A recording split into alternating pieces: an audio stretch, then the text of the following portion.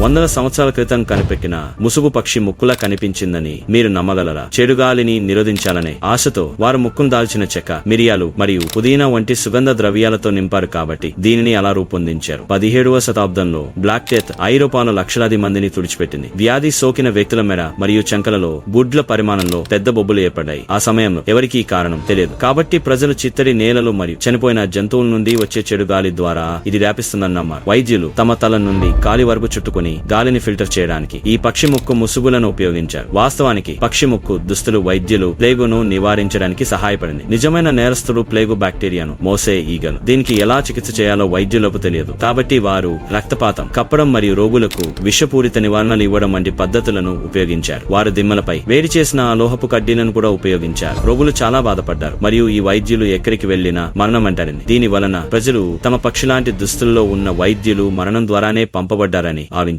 ఈ వీడియో గురించి కామెంట్ చేయండి మరియు సబ్స్క్రైబ్ చేసుకోండి. లైక్ చేయడం మర్చిపోవద్దు.